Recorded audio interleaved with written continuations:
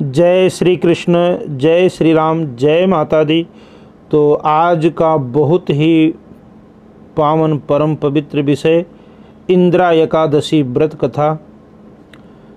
तो 2021 आश्विन मास के एकादशी जो है ये 2 अक्टूबर दिन शनिवार को पड़ रही है एकादशी। इंदिरा एकादशी ये 24 एकादशियों में जो साल में आती हैं उनमें से आश्विन मास के कृष्ण पक्ष में पितृ पक्ष में ये पड़ने वाली इंदिरा एकादशी, ये एकादशी पितरों को उद्धार करने वाली।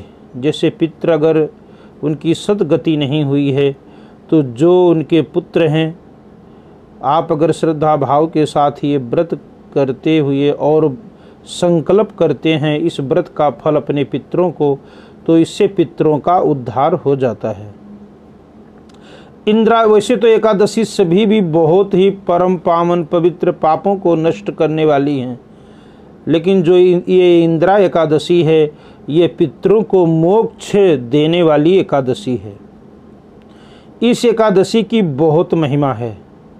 तो नियम आपको पता ही है कि आप बड़े श्रद्धा भाव के साथ, इससे नियम 10वीं के दिन से प्रारंभ हो जाएगा 1 अक्टूबर से, और 2 अक्टूबर को एकादशी है। तो इस दिन आप गंगा जल और तिल डाल करके स्नान करें। स्नान करने के बाद आप स्वच्छ वस्त्र धारण करके और व्रत का संकल्प करें कि प्रभु आज का व्रत जो मैं कर रहा हूँ ये हमारे पितरों के निमित्त है, इस व्रत का फल हमारे पितरों को प्राप्त हो। तो इसमें भगवान शालिग्राम के पूजन का बहुत बड़ा विधान है। आप तुलसी दल, पुष्प, फल, दक्षिणा आदि से भगवान शालिग्राम का पूजन करें, भगवान शालिग्राम को स्पर्श करें। ऐसा करने से आपके भी जन्म जन्मांतर के पाप नष्ट होते हैं और इसका फल पितरों को प्राप्त होता है, पितरों की भी सद्गति होती है। तो ये इंदिरा एकादशी पितरों की आत्मा को शांति देने वाली है, उन्हें मोक्ष देने वाली है। तो राजा युधिष्ठिर भगवान कृष्ण से कहते हैं कि प्रभु इंदिरा एकादशी की महिमा क्या है, इस व्रत को किसने किया था और इस व्रत करने का क्या फल मिलता है, ये व्रत कैसे करना चाहिए, ये व्रत कब आता है। तो भगवान कृष्ण ने कहा कि हे राजन, ये एकादशी बड़ी ही परम पावन पवित्र एकादशी है, इसकी कथा तुम ध्यान से सुनो। महिष्मतीपुरी नाम की एक नगरी थी और उसके जो राजा थे वो इंद्रसेन थे।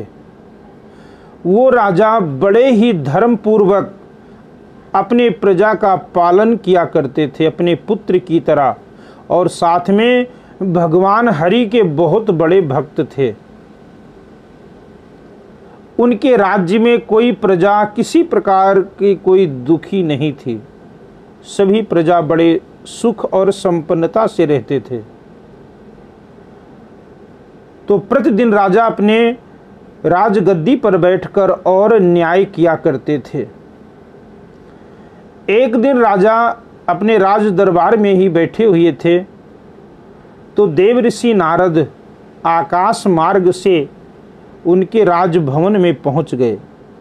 तो जब देवऋषि नारद राजा के उस राजभवन में पहुंचे तो राजा इंद्रसेन ने देवऋषि नारद के चरणों को धोया, प्रणाम किया और बैठने के लिए सुंदर आसन दिया और कहने लगे, देवऋषि आज हमारा अहोभाग्य है कि आप संत ब्राह्मण के मुझे दर्शन करने का अवसर प्राप्त हुआ।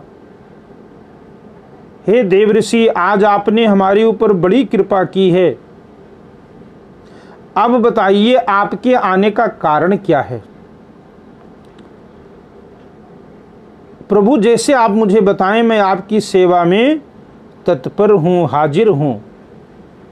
तो देवऋषि नारद ने बताया कि हे राजन, मैं ब्रह्मलोक गया था और ब्रह्मलोक से होते हुए जब मैं यमलोक में पहुँचा तो वहाँ पर मैं तुम्हारे पिता को देखा हूँ। तुम्हारे पिता ने पहले कोई व्रत किया था और उस व्रत के भंग हो जाने से व्रत खंडित हो गया था, और उस व्रत के खंडित हो जाने से वो इस समय यमलोक की यातनाएं भोग रहे हैं, वो बहुत दुखी हैं।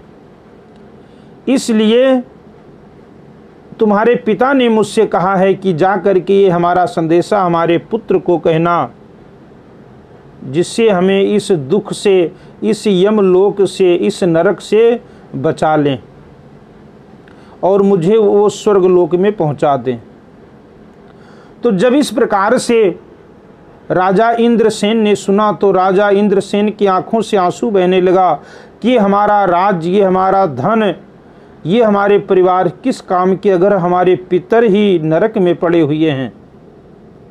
तो देवऋषि नारद के चरणों को पकड़कर राजा दुखी शब्दों में कहने लगे, प्रभु, जिस प्रकार से आपने मुझे हमारे पिता का संदेशा दिया है, तो आप मुझे उपाय भी बताइए कि मुझे क्या करना चाहिए, क्या करने से हमारे पिता की मुक्ति हो सकती है।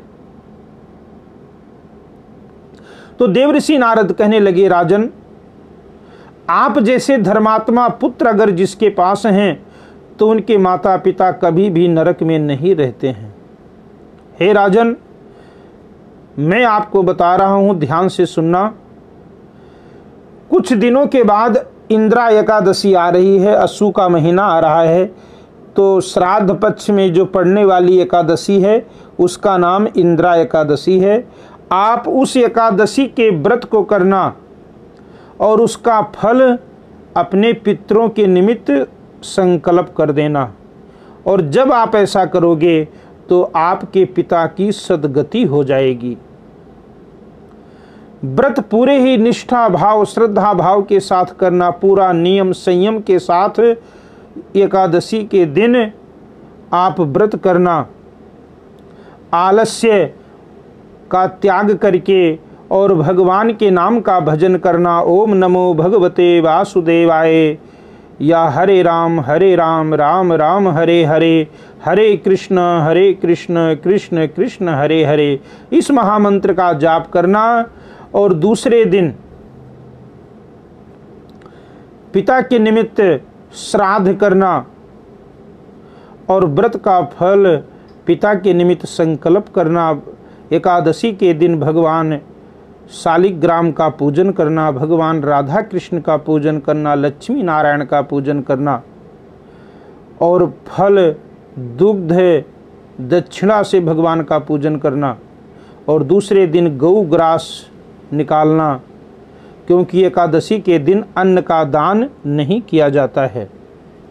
तो द्वादशी के दिन आप अन्न दान करना, अपने हाथों से ब्राह्मणों को भोजन कराना।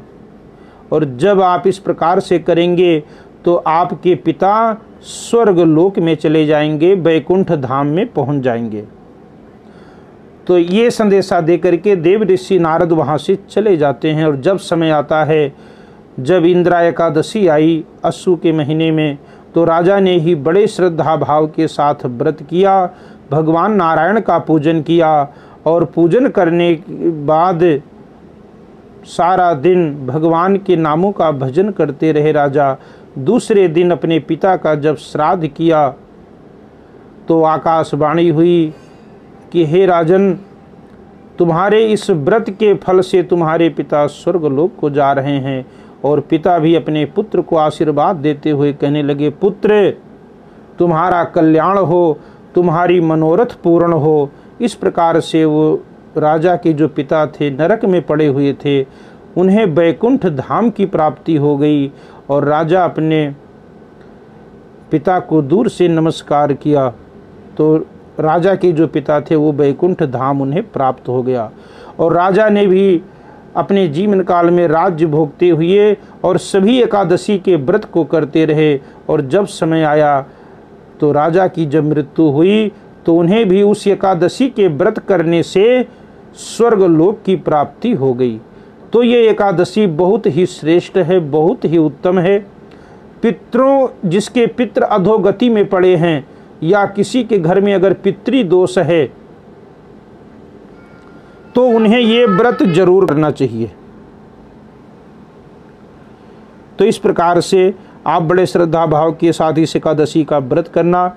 भगवान नारायण की कृपा सदा ही परिवार के ऊपर बनी रहती है। बोलो श्री कृष्ण भगवान की जय। बोलो लक्ष्मी नारायण भगवान की जय।